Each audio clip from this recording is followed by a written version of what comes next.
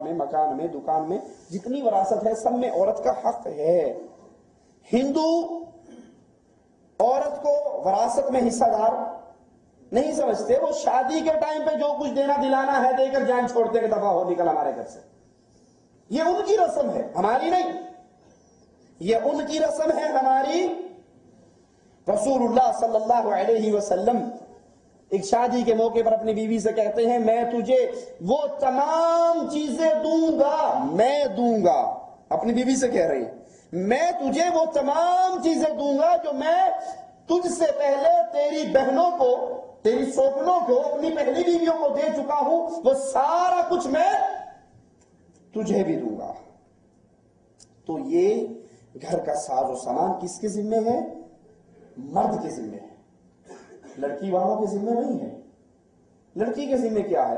اللہ کے نبی صلی اللہ علیہ وسلم فرماتے ہیں جس کو 3 لڑکیوں سے آزمایا جائے، 3 بچیوں سے آزمایا جائے، وہ ان بچیوں کے اچھے نام رکھے، مفہوم روایت، اچھے نام رکھے، اچھی تربیت کرے، اچھی جگہ پہ ان کا نکاح کر دے، ٹھیک ہے، وہ جنت میں رسول اللہ صلی اللہ علیہ وسلم کا پڑوسی بنے گا، اور یہ عمل اس کے لیے جنت میں داخلے کا سبب بن جائے گا۔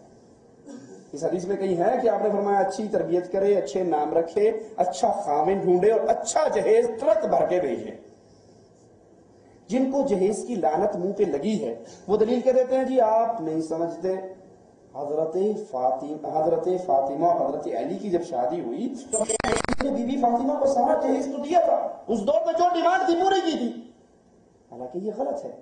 حضرت علی رضی اللہ عنہ وارضا نے اپنی زرہ بیچی عثمان رضی اللہ عنہ وارضا کو، اور پھر ان پیسوں سے آپ کے گھر کے جو سامان خریدا گیا وہ ان پیسوں سے خریدا گیا جو عثمان نے زرہ علی خریدی تھی، نمبر 1۔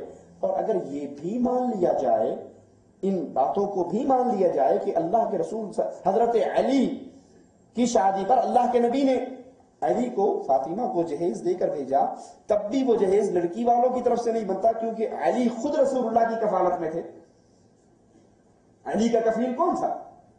اللہ کے نبی پال رہے تھے، اللہ کے نبی نے اپنے ذمہ لیا ہوا تھا۔ تو علی کو اگر اللہ کے نبی نے مان دیا، اگر ان روایات کو مان بھی لیا جائے تو تب بھی وہ لڑکی والوں کی طرف سے نہیں، بلکہ وہ باپ کی حیثیت سے بیٹے کو دیا جا رہا ہے۔ تو یہ انشاءاللہ کبھی توفیق ہوئی تو تفصیل پہ جہیز کے موضوع پہ گفتگو کریں گے۔ مختصر یہ کہ مردوں پر لازم ہے کہ وہ اپنی شادی کے تمام اخراجات خود برداشت کریں، اور لڑکی والوں سے صرف ایک ہی ڈیمانڈ کریں کہ کوئی نیک بیوی، کوئی نیک عورت، دیندار، وہ ہمیں دے دیں۔ اب جہیز زیادہ ہو، لڑکی نہ خوبصورت ہو، نہ پڑھی لکھی ہو، نہ دیندار ہو، اس کی نظر ہوتی ہے کہ گاڑی مل رہی ہے، کوٹھی مل رہی ہے، موٹر سائیکل، بلکہ شادی سے پہلے لسٹ اس کے گھر پہنچ جاتی ہے، یہ چیزیں تیار کر لو۔ یہ طریقہ ہندوؤں کا طریقہ ہے، اور پھر جہیز دینے والے مسلمان بھی ہندوؤں کے نقشے قدم پہ چلتے ہیں۔ کیسے؟ بیٹی کی شادی کی، جہیز دے دیا اور ساری جائیداد اپنے بیٹوں کے نام کر دی۔ اللہ نے اس لڑکی کا حق جائیداد میں رکھا تھا، تو کون ہوتا ہے اس کو مارنے والا؟ یہ مسلمانوں کا طریقہ کار نہیں ہے، بلکہ یہ غیر مسلموں کی رسمیں ہیں۔ مزاروں پہ جا کے جھکنا، قبروں کو چومنا جائز ہے یا ناجائز؟ اللہ نے یہ جو ماتھا بنایا ہے نا مالک نے، یہ صرف اپنے سامنے جھکنے کے لیے۔ جھکنا جب بھی ہے کس کے سامنے؟ ہم نے آپ کو بھی حدیث سنائی کہ اللہ کے نبی صلی اللہ علیہ وسلم نے تو قیام سے منع کر دیا کہ میرے سامنے وہ قیام، قوموا للہ قانتین والا وہ قیام نہ کیا جائے۔ تو رکوع کرنا، وارکعوا مع الراکعین، رکوع کرو رکوع کرنے والوں کے ساتھ۔ یہ رکوع کرنا عبادت ہے۔ اگر کوئی اللہ کے سامنے، اللہ کی مسجد میں آتا ہے، نماز پڑھتا ہے، نمازیوں کے ساتھ رکوع کرتا ہے، یہ رکوع کر رہا ہے اللہ کے لیے، اللہ کی عبادت ہے۔ اور اگر کوئی قبر پہ جا کے رکوع کرتا ہے، وہ اس قبر والے کی عبادت ہے، وہ اس قبر والے کو پوج رہا ہے، اس قبر کو چوم رہا ہے۔ تو اس کا چومنا بھی یاد کر لیجئے۔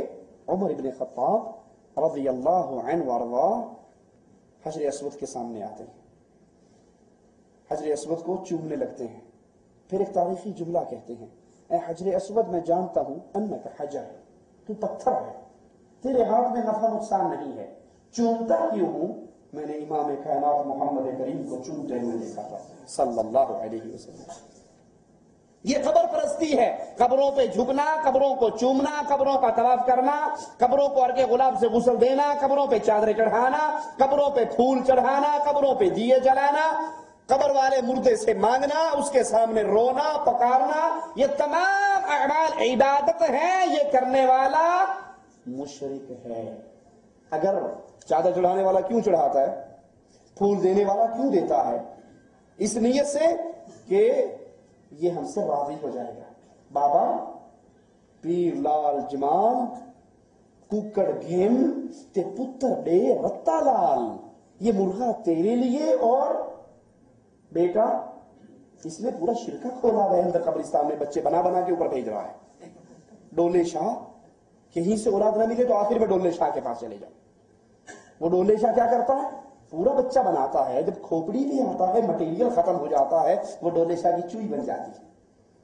اور اس کی اصل کہانی کیا ہے کہ جو ظالم مشرک قبروں پہ جا کر یہ کہتے ہیں کہ پہلا بچہ پیر کے نام کریں گے، جب وہ اپنے پہلے معصوم کو بابے کے نام پہ وقف کر کے جاتے ہیں تو یہ دین کے دشمن، عزتوں کے اور مال کے دشمن، یہ لوہے کی چھوٹی سی ٹوپی اس معصوم کے سر پہ چڑھا دیتے ہیں، خول لوہے کا، اس کا پورا جسم پروان کر چڑھتا ہے لیکن اس کا سر وہیں پہ رک جاتا ہے۔ بڑے ہو کر وہ دربار کے چندہ مانگنے کے لیے کام آتا ہے۔ تو یہ اعمال یہود و نصارہ کے اعمال ہیں۔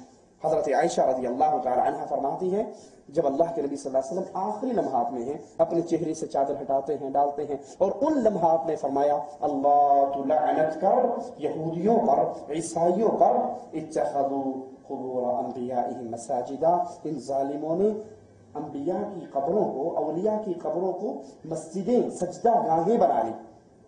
یہ کام تو مسجدوں میں اللہ کے سامنے ہوتا ہے جو ان مردوں کے سامنے کیا جاتا ہے۔ اور اگر غور بھی کریں ان کے اس عقیدے پر کہ یہ ہمیں دیتے ہیں، یہ سب کچھ کر سکتے ہیں، تو ایک چھوٹا سا سوال بستر پہ لیٹتے ہوئے رات کو غور کرنا، جب یہ بابا جی مرے تھے، یہ بابا جی حضرت علی ہوں، یہ بابا جی عبد القادر جیلانی ہوں، یہ بابا جی عراق والے ہوں، کوفے والے ہوں، بغداد والے ہوں، دلی والے ہوں، اجمیر والے ہوں، لاہور والے ہوں، کوئی بھی ہوں، جب یہ مرے تھے اس کا استنجا کس نے کروایا تھا؟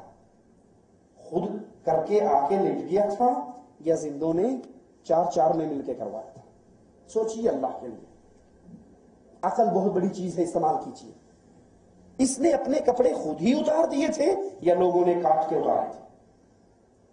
اس نے اپنا غسل خود ہی کر لیا تھا یا لوگوں نے کروایا تھا؟ اس نے اپنی جنازے کی نماز خود ہی پڑھ لی تھی یا لوگوں نے پڑھی تھی؟ یہ خود چل کر قبرستان گیا تھا یا لوگوں کے کندھوں پہ سوار ہو کر گیا تھا؟ اس کو کھودی ہوئی قبر کے پاس چارپائی اس کے لا کے رکھ دی گئی تھی، یہ چھلانگ مار کے خود ہی اندر چلا گیا تھا یا پکڑنا بھائی ایک نے ادھر سے کپڑا پکڑا ہے، ادھر سے پکڑا ہے، مردے کو اتار رہے ہیں؟ یہ کس کو اتار رہے؟ غوث اعظم کو؟ یہ کس کو اتار رہے؟ مشکل کشا کو؟ یہ کس کو اتار رہے؟ اولاد دینے والے کو؟ یہ کس کو اتار رہے ہیں جو ایک نظر کرتا تھا اور چلتی ہوئی گاڑی الٹی ہو جاتی تھی اگر دربار میں چندہ ڈال کے نہ جاتی؟ یہ کس کو اتار رہے ہیں؟ جو اس کی 11ویں کا دودھ نہ دیتا اس کی بھینس مار دیتا تھا؟ یہ کس کو اتار رہے ہیں جس کے پاس سارے اختیار ہیں؟ یہ اس کو اتار رہے ہیں جو اس چارپائی سے اتر کر 5 فٹ نیچے خود جا سکتا، پھر مٹی ڈالی جاتی ہے۔ یہ مٹی خود ڈال لیتا ہے یا لوگ ڈالتے ہیں؟ یہاں تک تو یہ مردہ کتنا بڑا پیر ہو، کتنا بڑا شیخ ہو، یہاں تک یہ مردہ کس کا محتاج؟ بولو، زندوں کا۔ اب جب یہ نیچے آ گیا، اس کھڈے میں بند ہو گیا، تو کیا خیال ہے اب اس نے بچے دینے کی فیکٹری کہاں سے لگا لی؟ سوچئے اللہ کے لیے، یہ تو محتاج ہے، یہ تو مسکین ہے۔ اللہ کے لیے فرماتے ہیں دعا کرو اس مردے کے لیے، استقامت کے لیے، اب اس سے سوال جواب ہونے والے ہیں۔ اور ہم دفنانے کے بعد ساوی چادر پا کے کھلو جاتے ہیں، ہوں تک تیرا چلی گئی تھی اگر تو چلی گئی، جو منگیے دیندہ نہیں نانا، مانگ رہے ہیں اس سے، دے دے داتا، دے دے داتا، آئے ہیں تیرے در پہ تو کچھ لے کے جائیں گے۔ اچھا، عقل بھی استعمال نہیں کرتے؟ اگر واقعی یہ عقیدہ ہے کہ یہ اندر پڑا ہوا مردہ کچھ دینے کے قابل ہے تو کم از کم یوں تو نہ مانگو یار، یوں مانگ لو۔ قبر بچی ہے نا